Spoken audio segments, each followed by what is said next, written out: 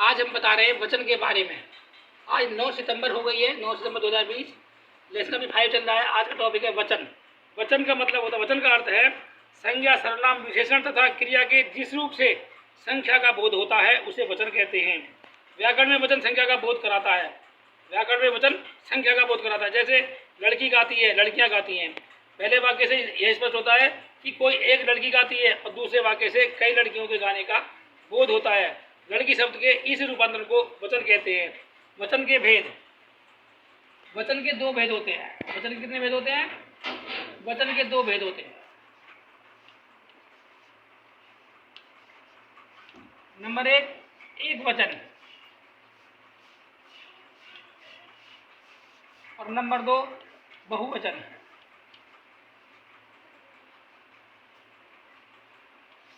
हिंदी में केवल 2 वचन होते हैं, एक वचन और बहुवचन। लेकिन संस्कृत में 3 वचन होते हैं, एक वचन, द्विवचन और बहुवचन।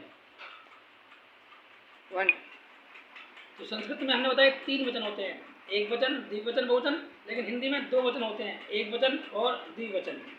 एक वचन शब्द के जिस रूप से एक व्यक्ति या वस्तु का बोध हो उसे एक वचन कहते हैं, जैसे लड़का, पुस्तक, घड़ी इत्यादि। लेकिन बहुवचन में शब्द के जिस रूप से एक से अधिक व्यक्तियों या वस्तुओं का बोध हो उसे बहुवचन कहते हैं, जैसे लड़के, पुस्तकें, घड़ियाँ आदि। हिंदी में एक वचन के स्थान पर बहुवचन का प्रयोग। हिंदी में निम्नलिखित स्थानों पर एक वचन के स्थान पर बहुवचन का प्रयोग किया जाता है। आदर के लिए भी बहुवचन का प्रयोग होता है, जैसे भीष्म पितामह तो ब्रह्मचारी थे। लेकिन हम भीष्म पितामह क्या दे रहे हैं? इज्जत दे रहे हैं, सम्मान दे रहे हैं। तो हम क्या बोलेंगे? भीष्म पितामह तो ब्रह्मचारी थे। हम ऐसे बोलेंगे भीष्म पितामह तो ब्रह्मचारी था, है तो एक वचन ही, लेकिन हम उनको सम्मान दे रहे हैं तो इसलिए क्या बोलेंगे? भीष्म पितामह तो ब्रह्मचारी थे। नंबर 2 गुरुजी आज नहीं आए। अगर हम सम्मान नहीं देंगे तो क्या होगा? गुरुजी आज नहीं आया, लेकिन हमें सम्मान देना है, लेकिन है तो एक वचन ही, लेकिन बहुवचन का रूप इस्तेमाल कर रहे हैं, गुरुजी आज नहीं आए। नंबर 3 है शिवाजी सच्चे वीर थे। हम उनको सम्मान दे रहे हैं, शिवाजी सच्चे वीर थे। एक वचन है लेकिन हम बहुवचन का इस्तेमाल कर रहे हैं। बड़प्पन प्रदर्शित करने के लिए कुछ लोग वह के स्थान पर वे और मैं के स्थान पर हम का प्रयोग करते हैं। जैसे मालिक ने कर्मचारी से कहा हम मीटिंग में जा रहे हैं। यदि कहा मैं मीटिंग में जा रहा हूँ, हम मीटिंग में जा रहे हैं। आज गुरुजी आए तो वे प्रसन्न दिखाई दे रहे थे। तो इसमें क्या हुआ? आज गुरुजी आए तो वे प्रसन्न है तो एक वचन, लेकिन हम उसको बहुवचन का रूप धारण करवा रहे हैं क्योंकि हम उन्हें सम्मान दे रहे हैं। बहुवचन के स्थान पर एक वचन का प्रयोग वो था हिंदी में, एक वचन के स्थान पर बहुवचन का प्रयोग। और अब हम बता रहे हैं बहुवचन के स्थान पर एक वचन का प्रयोग। बहुवचन के स्थान पर एक वचन का प्रयोग निम्नलिखित स्थानों पर होता है। तू एक वचन है जिसका बहुवचन है तुम, किंतु सभ्य लोग आजकल लोक व्यवहार में एक वचन के लिए तुम का ही प्रयोग करते हैं। जैसे मित्र तुम कब आए, मित्र तू कब नहीं आया, मित्र तुम कब आए, लोग कहते हैं। और मित्र तुम कब आए, क्या तुमने खाना खा लिया। वर्ग, वृंद, दल, गण, जाति आदि शब्द अनेकता को प्रकट करने वाले हैं, किंतु इनका व्यवहार एक वचन के समान होता है। जैसे सैनिक दल शत्रु का दमन कर रहा है तो बहुवचन, लेकिन हमें उसको एक वचन में सैनिक दल। सैनिक दल में तो बहुत सारे बंदे होते हैं ना। स्त्री जाति संघर्ष कर रही है। स्त्री जाति में एक स्त्री तो नहीं है, बहुत सारी स्त्रियाँ हैं, पूरी जाति के लिए कहा है। बहुवचन होते हुए हमने उसमें एक वचन का प्रयोग करा है। जातिवाचक शब्दों का प्रयोग एक वचन में किया जा सकता है। जैसे सोना बहुमूल्य वस्तु है, सोना बहुमूल्य वस्तु है। मुंबई का आम स्वादिष्ट होता है। बहुवचन बनाने के नियम विभक्ति रहित शब्द। बहुवचन बनाने के नियम निम्नलिखित हैं। आकारांत पुल्लिंग शब्द के आ को ए बनाकर बहुवचन बनाया जाता है। जैसे लड़का लड़के, गधा गधे, घोड़ा घोड़े, ए लगा दिया हमने। इकारांत या इकारांत, उकारांत या बड़ा उकारांत शब्दों के रूप दोनों वचनों में एक समान बने रहते हैं, इनके रूप नहीं बदलते। इनके वचन की पहचान क्रिया में होती है। जैसे साथी आता है, साथी आते हैं। साधु खाता है, साधु खाते हैं। डाकू जाता है, डाकू जाते हैं। आकारांत स्त्रीलिंग एक वचन संज्ञा शब्दों के अंत में ऐसे एड़ियर ऊपर चंद्र बिंदु लगाते हैं या ये के ऊपर अग्निबिंदी लगाकर बहुवचन बनाए जाते हैं, जैसे शाखा शाखाएं, कथा कथाएं, कक्षा कक्षाएं इत्यादि। व्याकरण स्त्रीलिंग शब्द संज्ञा शब्दों के अंतिम स्वर के ऊपर चंद्र बिंदु लगाकर बहुवचन बनाए जाते हैं, जैसे चिड़िया चिड़िया, ऊपर चंद्र बिंदु लगा दिया। दिव्या दिव्या, गुड़िया गुड़िया, बुढ़िया बुढ़िया, लुटिया लुटिया, खटिया खटिया इत्यादि। अकारांत स्त्रीलिंग शब्दों का बहुवचन संज्ञा के अंतिम स्वर ए को अंग यानी कि ऐसे बनाकर के चंद्र बिंदु पर देने से बनता है, जैसे पुस्तक पुस्तकें, एक ही बिंदी लगा दे, एक मत लगा दी, बिंदी लगा दी, पुस्तकें। किताब किताबें, गाय गायें, बहन बहनें, आँख आँखें, रात रातें, झील झीलें, बात बातें इत्यादि। इकारांत और इकारांत स्त्रीलिंग संज्ञा शब्दों में बड़ी ई को ह्रस्व छोटी ई करके तथा उसके बाद या लगाकर अर्थात ई या बड़ी ई को इया कर देने से बहुवचन बनता है, जैसे तिथि तिथियाँ, घुड़की घुड़कियाँ, चुटकी चुटकियाँ।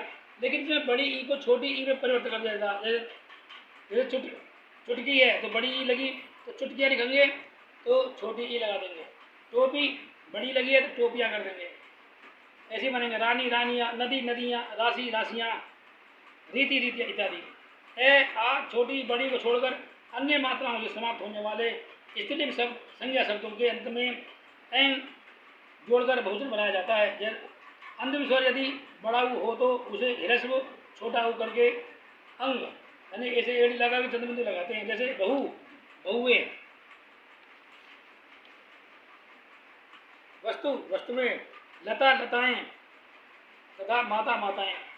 संज्ञा के पुल्लिंग या स्त्रीलिंग रूपों में बहुवचन का बोध प्राय गण वर्ग जन लोग वृद्ध आदि शब्द लगाकर भी कराया जाता है, जैसे श्रोता श्रोतागण, पाठक पाठकगण, अधिकारी अधिकारी वर्ग, आप लोग, वृद्ध वृद्धजन। गण शब्द बहुधा मनुष्यों देवताओं और ग्रहों के साथ आता है, जैसे देवतागण अप्सरागण तारागण इत्यादि। वर्ग तथा जाति ये दोनों शब्द जातिबोधक हैं तथा प्राय प्राणीवाचक शब्दों के साथ आते हैं, जैसे मनुष्य जाति, स्त्री जाति, पशु जाति, बंधु वर्ग, पाठक वर्ग इत्यादि। जन शब्द का प्रयोग बहुधा मनुष्यवाचक शब्दों के साथ बहुवचन बनाने के लिए किया जाता है, जैसे भक्तजन, गुरुजन, स्त्रीजन इत्यादि। जातिवाचक संज्ञा शब्दों के ही बहुवचन रूप होते हैं, परंतु जब व्यक्तिवाचक और भाववाचक संज्ञाओं का प्रयोग जातिवाचक संज्ञा के समान होता है तब उनका भी बहुवचन होता है, जैसे हे रावण, इस जग में और कितने रावण हैं, मन में बुरी भावनाएं उठ रही थीं। विभक्ति सहित संज्ञा शब्दों के बहुवचन। जिन संज्ञा शब्दों के अंत में ए आ या ए रहते हैं उनका बहुवचन बनने के लिए अंतिम स्वर को ओ कर दिया जाता है, जैसे एक वचन बहुवचन और विभक्ति सहित प्रयोग। लड़का लड़कों, लड़कों ने पढ़ा।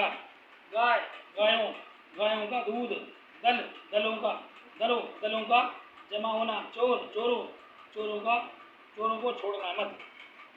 संस्कृत की अकारांत तथा संस्कृत हिंदी की सभी उकारांत, बड़ा उकारांत, अकारांत और ओकारांत संज्ञा शब्दों का बहुवचन बनाने के लिए उनके अंत में ओकारांत ओ जोड़ दिया जाता है। अकारांत शब्दों के साथ ओ लगाने के पहले बड़ा ओ को छोटा ओ कर दिया जाता है, जैसे दवा दवाओं, दवाओं की कीमत। साधु साधुओं, साधुओं की जमात। वधु वधुओं, वधुओं को बुलाओ। घर घरों, घरों में लोग रहते हैं।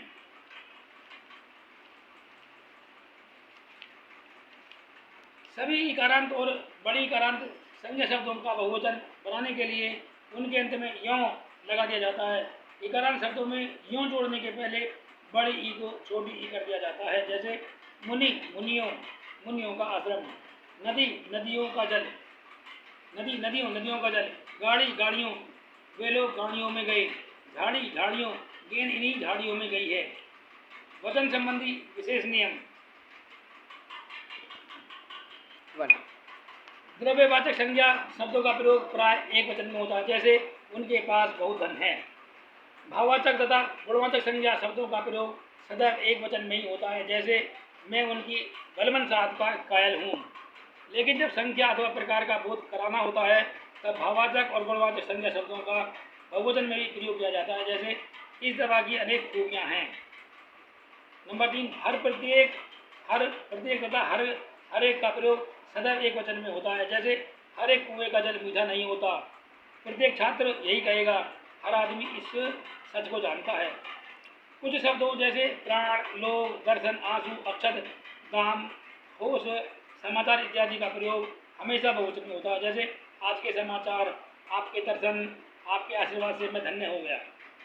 समूहवाचक संज्ञा शब्दों का प्रयोग प्राय एक वचन में होता है। जैसे इस देश की बहुसंख्यक जनता अशिक्षित है, बंदरों की एक टोली ने बड़ा उत्पाद बचा रखा है। अनेक समूहों का बोध कराने के लिए समूहवाचक संज्ञा का प्रयोग बहुवचन में किया जाता है। जैसे छात्रों की कई टोलियाँ गई हैं। पूरी जाति का बोध कराने के लिए जातिवाचक संज्ञा शब्दों का प्रयोग प्राय एक वचन में होता है। जैसे शेर जंगल का राजा है, बैल एक चौपाया जानवर है। चौपाया किसे कहते हैं? जिसके 4 पैर होते हैं।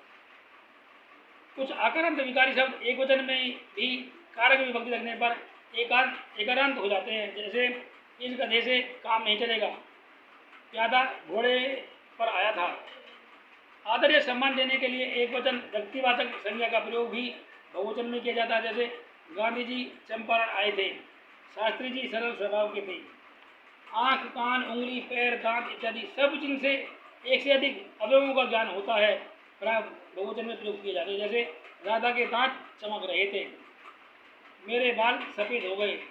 इन शब्दों को जब एक वचन के रूप में दिखाना होता है तब इनके पहले एक शब्द लगा दिया जाता है। जैसे मेरा एक बाल टूट गया, उसकी एक आँख खराब है, मुनिया का एक दांत गिर गया। पुरखा, बाप दादा और लोग शब्द अर्थानुसार बहुवचन के रूप में प्रयुक्त किए जाते हैं। जैसे हमारे पुरखे मध्य एशिया से आए थे, उनके बाप दादा लोग ऊंचे पदों पर थे, इस राज्य के लोग आलसी हैं। कर्ण कारक में जाड़ा, गर्मी, बरसात, प्यास, भूख इत्यादि का बहुवचन में प्रयोग होता है। जैसे बंदर जाड़े से ठिठुर रहा था, भिखारी भूखों मर रहा था। आज के लिए इतना ही। आज हमने वचन के ऊपर पूरा प्रवचन दिया है, पूरा बताया है। मैं धर्मेंद्र कुमार शर्मा आपसे फिर मिलूँगा नई वीडियो नई टॉपिक के साथ। इस वीडियो को सब्सक्राइब करना ना भूलें, कमेंट करना ना भूलें। धन्यवाद।